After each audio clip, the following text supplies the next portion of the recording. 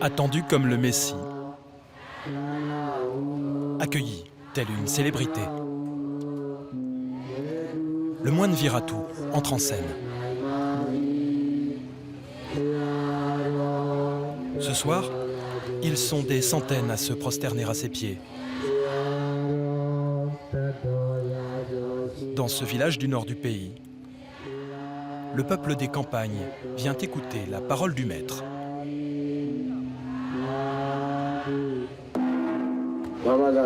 Vous connaissez le mouvement 969 ? Qu'est-ce que ce groupe protège ? C'est un groupe qui protège la race et la religion. Le mouvement 969, le bouddhisme au service de la xénophobie, dirigé par U Viratu, prédicateur vedette. Ce moine a fait de la haine des musulmans son fonds de commerce. Il y a des jeunes femmes birmanes qui ont des problèmes avec les musulmans. C'est pas vrai ? Notre mission est de protéger ces femmes qui se sont fait abuser puis abandonner par ces métèques. Comme celles qui se sont fait violer. Le moine U Viratu milite en faveur d'une loi contre les unions entre bouddhistes et musulmans. Son mouvement est soutenu par le régime. Le gouvernement joue sur la peur de l'étranger pour se maintenir au pouvoir. Connaissez-vous cette loi qui nous protège ? Même les enfants du premier rang la connaissent, n'est-ce pas ? Cette loi est vitale, vous savez. Vous ne pensez pas que le gouvernement doit l'instaurer ? Le gouvernement doit en faire une priorité. On va chanter maintenant. La loi qui protège la race et la religion est indispensable. Supportons la loi qui protège la race et la religion. Le moine Viratu est devenu un symbole. Le visage de la haine. Ses discours l'ont fait connaître bien au-delà des frontières du pays. Mon père, est-ce vrai qu'on vous surnomme le Ben Laden birman ? Ce sont les journalistes qui m'appellent comme ça. Mais sur Internet, vous verrez qu'on m'a donné aussi d'autres surnoms. On m'appelle parfois le néo-nazi, le nazi chauve, et même le Ben Laden birman, c'est vrai.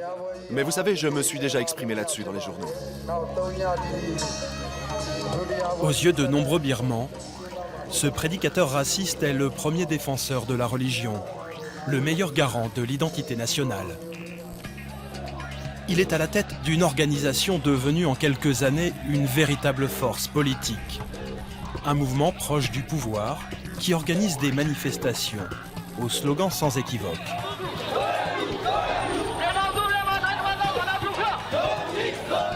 Les étrangers, ce sont surtout les Rohingyas, la bête noire du mouvement 969.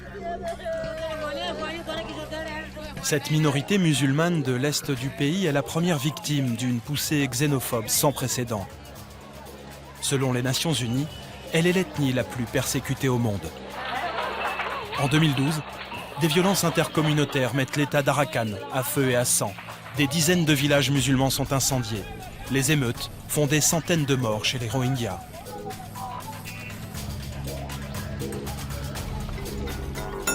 Déchus de leur nationalité birmane, chassés de leurs terres, spoliés de leurs biens, plus de 100 000 d'entre eux sont déplacés, parqués dans des camps.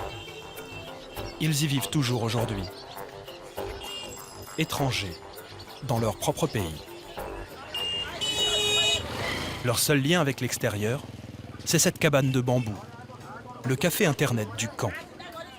À longueur de journée, les femmes viennent aux nouvelles d'un mari, d'un fils, d'un cousin.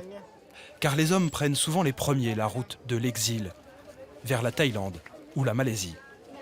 Expert en télécommunications, le patron des lieux est l'homme à qui l'on confie sa vie. Un numéro de téléphone écrit à la hâte sur un morceau de papier. Il est rarement porteur de bonnes nouvelles.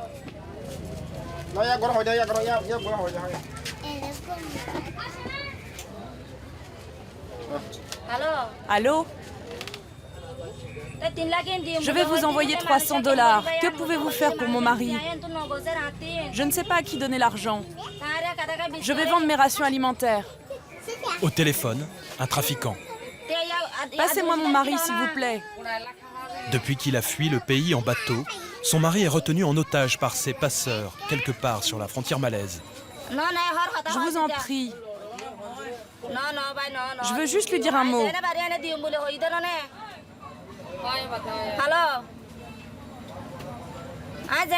Je vous promets, je vous donnerai tout ce que j'ai.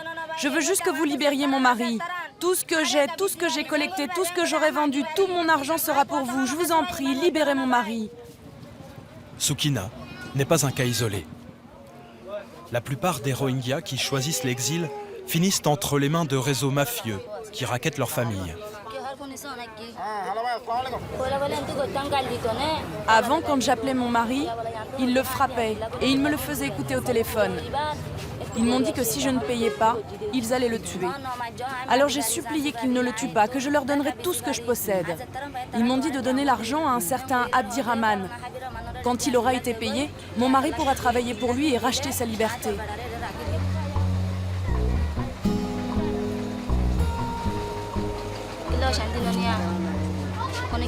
Nous n'avons pas le droit de sortir d'ici. On vit comme des volailles, enfermées dans un poulailler.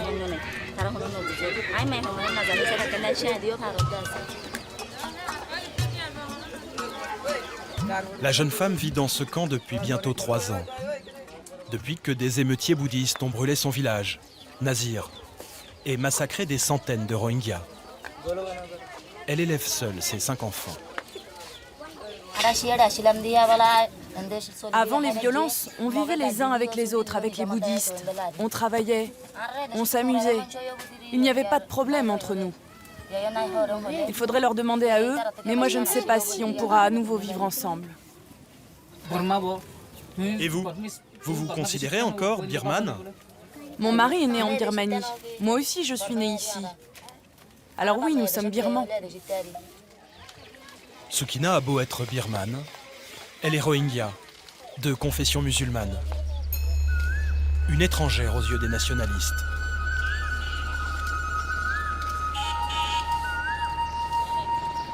De l'autre côté du pays, Mandalay, la deuxième ville de Birmanie.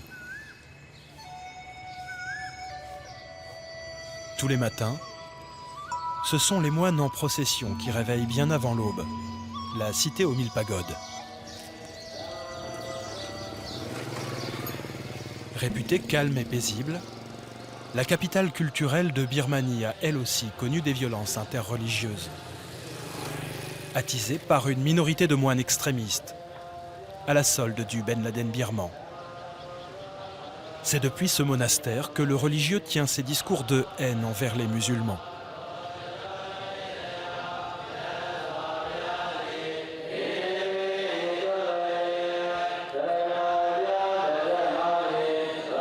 Le moine nous reçoit dans la bibliothèque de la communauté.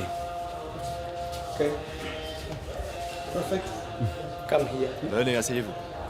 L'interview sera enregistrée par son service de communication. Il veut pas que j'utilise mon flash. Mon novice n'aime pas que je donne des interviews aux médias occidentaux. Parce que la plupart du temps, vous déformez mes propos. Il n'aime vraiment pas ça. Nous informons les gens grâce à Facebook. Et par exemple, je leur explique que partout où il y a des métèques, il y a des viols.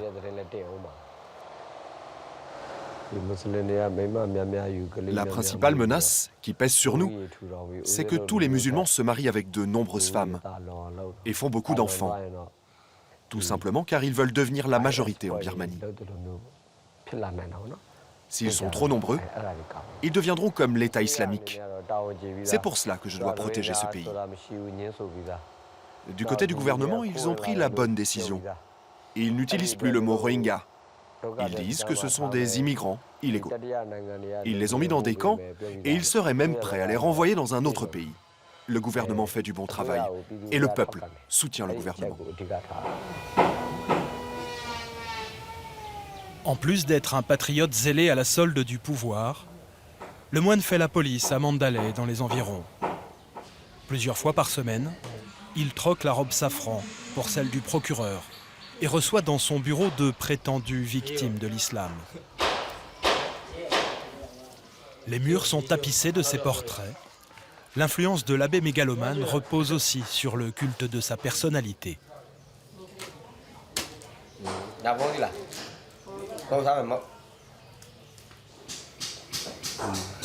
Alors, vous êtes de quelle race? Je suis birmane.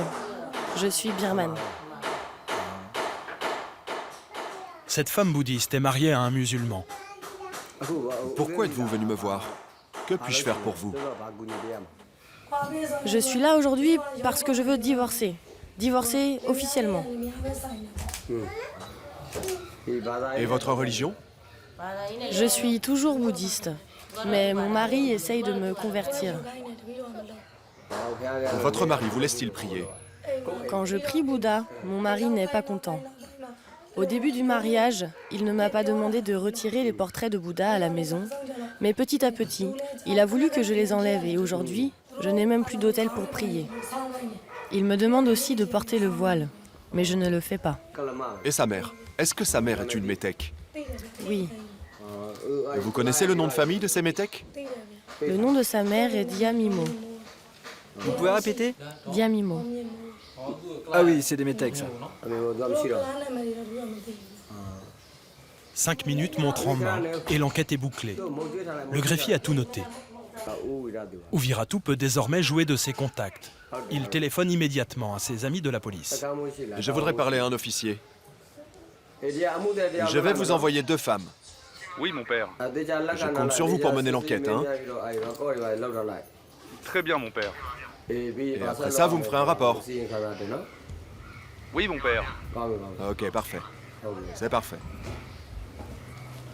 On va les envoyer au commissariat. Vous irez au poste de police près du monastère. Mais vous passerez d'abord au bureau du mouvement 969. Ils vous accompagneront. Au bureau de notre mouvement, ils vont enquêter sur ce cas, comme je l'ai fait moi-même à l'instant. On a un avocat, on fait des rapports pour ensuite les envoyer au tribunal. Si on ne s'occupe pas de ces petites affaires, ça peut devenir grave. Ça peut dégénérer en violence. Ces femmes ont trouvé chez Ouviratu bien plus qu'une oreille attentive. Elles iront sans doute grossir les rangs du mouvement 969. Le moine extrémiste assoit ainsi son emprise sur la société birmane, sans que personne ou presque n'y trouve à redire.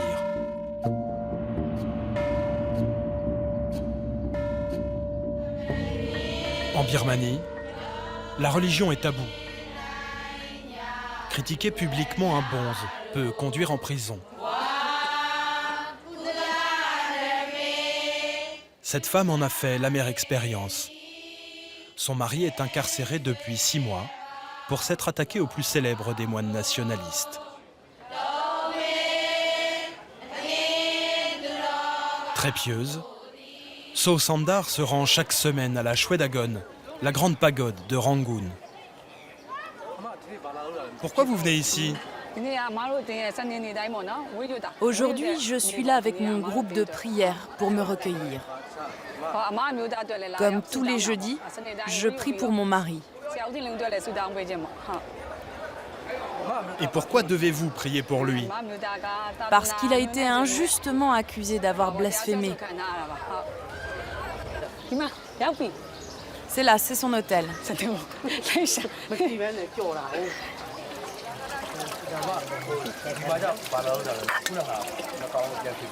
Là, je rafraîchis le Bouddha du jeudi.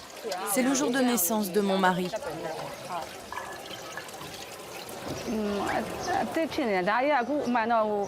En ce moment, la religion est une question très sensible. La plupart des gens n'osent pas en parler. Les propos de mon mari visaient à protéger le bouddhisme. Il craint que si l'extrémisme religieux et nationaliste continue à se développer, le véritable bouddhisme ne disparaisse, que tout ça ne finisse en violence. C'était justement son propos. Oh mon Dieu, mon mari te sert et te respecte. Il n'a jamais voulu insulter la religion. Il a simplement prononcé ce discours par crainte qu'on porte atteinte à Bouddha. C'est un vœu noble. Alors faites qu'il soit libéré, mon Dieu. Faites que tous les prisonniers politiques comme lui soient bientôt libres. Bouddha n'a pas de nationalité. On vénère simplement ses enseignements. On honore ce Dieu en respectant sa parole. Tout ce qui compte, c'est l'amour du prochain. Le nationalisme n'a rien à voir avec le bouddhisme. Pour avoir rappelé cette évidence lors d'une réunion publique, son mari risque de passer des années en prison. Allez, on y va ? L'homme est incarcéré dans la maison d'arrêt de son village. Alors 1 à 2 fois par mois, Sosandar peut lui rendre visite. L'occasion de lui apporter de quoi améliorer son ordinaire de prisonnier. Tin Lin U, c'est cet homme, un intellectuel engagé en politique. Ah, tu es en retard, chérie. Qu'est-ce qui s'est passé ? J'ai vraiment compté les secondes avant de te retrouver. Vraiment compté chaque seconde. Il y a encore 6 mois, Tin Lin U était le porte-parole de la Ligue nationale pour la démocratie, le parti d'Aung San Suu Kyi. Merci les gars, c'est vraiment sympa de me faire prendre l'air. Ça fait 1 semaine que j'ai pas lu un journal. Dans ce pays, ça fait des siècles que des communautés, des ethnies, des religions différentes vivent ensemble en paix. Ça fait plus de 300 ans que c'est comme ça. Alors comment expliquer toutes ces tensions ? Pour moi, c'est évident. Ce sont tous ces discours de haine qui ont déclenché ces violences. C'est bon ? On peut y aller ?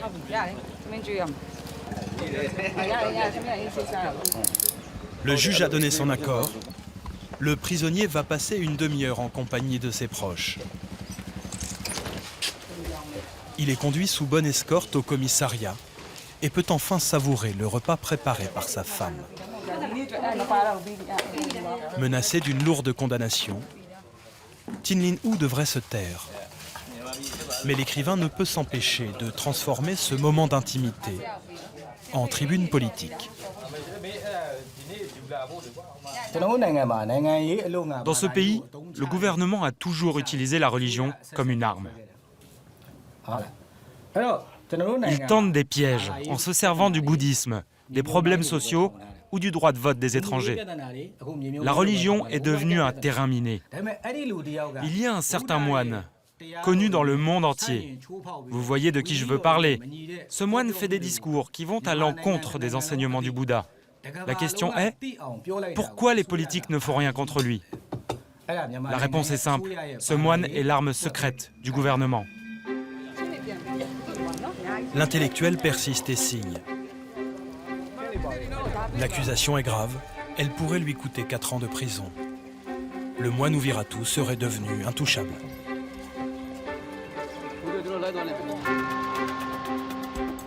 Pour tenter de comprendre en quoi le nationalisme religieux sert les intérêts du pouvoir, il faut se rendre à Naypyidaw, la capitale politique du pays.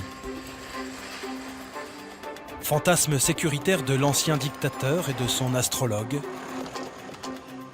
la cité sortie de terre en quelques années a des allures de ville fantôme.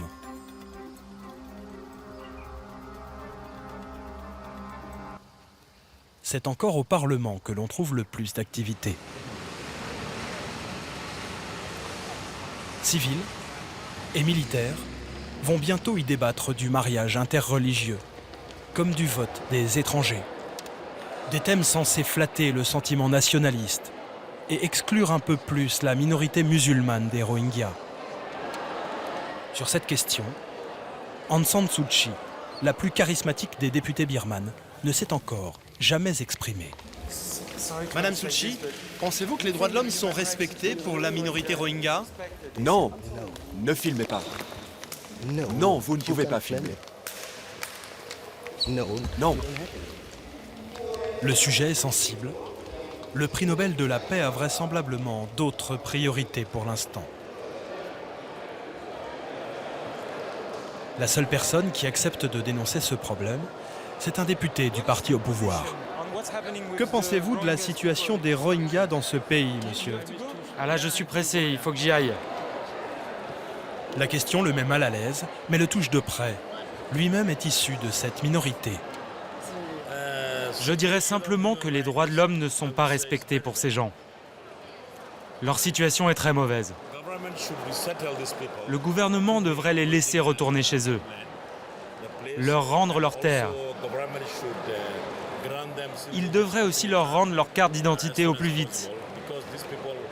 Car ces gens vivent ici depuis des siècles. Mais maintenant, on les traite d'étrangers, pour des raisons et des calculs politiques. Mais certains parlent de génocide. Vous êtes d'accord avec ce terme? Non, je ne peux pas répondre à cette question, sans commentaire. Depuis qu'ils sont rassemblés dans des camps, presque tous les Rohingyas ont été déchus de leur nationalité birmane. Le risque d'épuration ethnique est bien réel, mais la question n'est toujours pas à l'ordre du jour de l'Assemblée.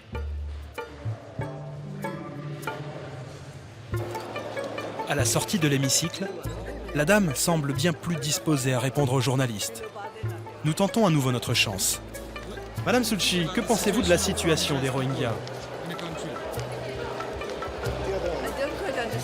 Je ne comprends pas de quoi vous voulez parler. Madame Suu Kyi, que pensez-vous de la situation des Rohingyas dans ce pays? C'est une question bien trop complexe pour y répondre comme ça en passant.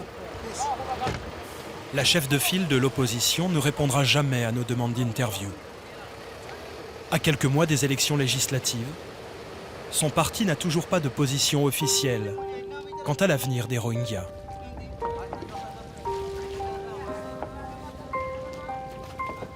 Ceux qui en ont les moyens continuent à fuir. Par la mer. Il serait déjà 100 000 à avoir quitté le pays.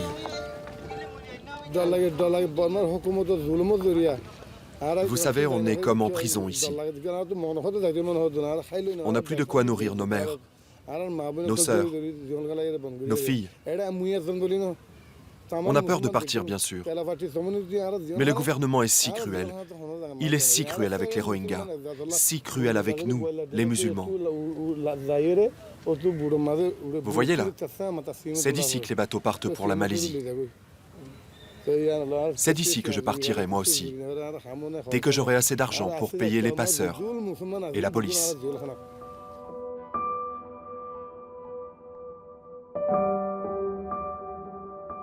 À bord de l'un de ces bateaux, Nur Salam va lui aussi mettre sa vie entre les mains des trafiquants de clandestins. Comme deux de ses enfants, il a choisi l'exil et s'apprête à fuir la Birmanie, son pays.